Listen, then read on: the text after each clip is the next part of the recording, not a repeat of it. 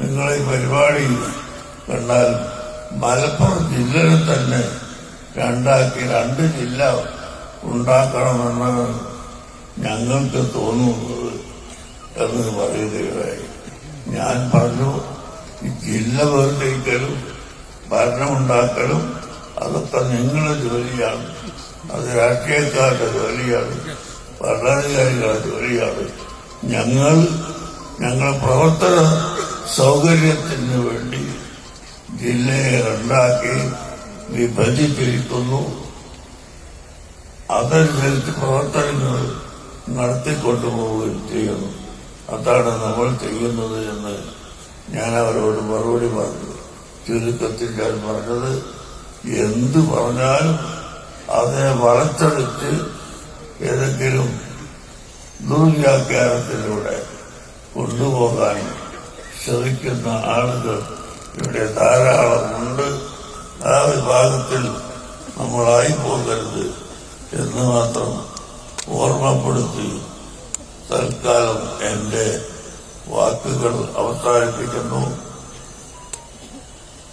അല്ലാഹു സുബ്ഹാനഹു വ തആല ഈ സദസ്സിൽ കൂടിയ എല്ലാവരുടെയും എല്ലാ ചെറുതും വലുതുമായ ദോഷങ്ങൾ പുറത്തു തരുവാനാകണം.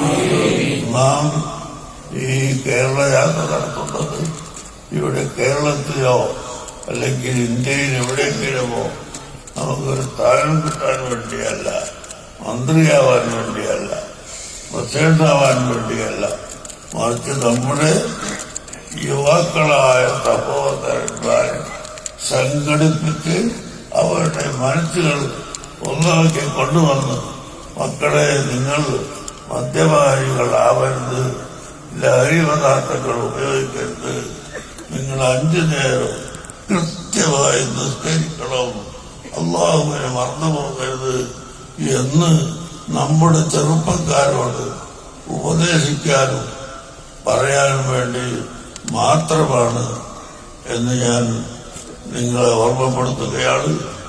അർഹമർറാഹിമായ അല്ലാഹ് വളരെ ബുദ്ധിമുട്ടി വളരെ ദൂരത്തു നിന്ന് ഈ സമ്മേളനത്തിന് വന്നിട്ടുള്ള എല്ലാ ആളുകൾക്കും അവരുടെ ഖൈറായ ഉദ്ദേശങ്ങൾ പൂർത്തിയാക്കി കൊടുക്കണം. അല്ലാഹ് ഞങ്ങളുടെ ഈമാൻ ഓരോ സെക്കൻഡിലും നീ വർദ്ധിപ്പിച്ചു തരണം. അല്ലാഹ് ഈമാനെ നീ ഏറ്റിത്തരണം. അല്ലാഹ് മരിക്കുന്ന സമയത്ത് ഈമാൻ സലാമത്തായി മരിക്കാൻ ഞങ്ങൾക്ക് തൗഫീഖ് ചെയ്യണം.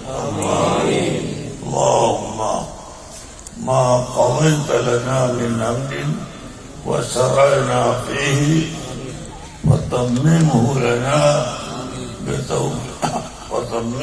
لنا بأكمل الوجوه وأجملها وأحسنها وإنك على كل شيء قدير وبالإجابة جدير.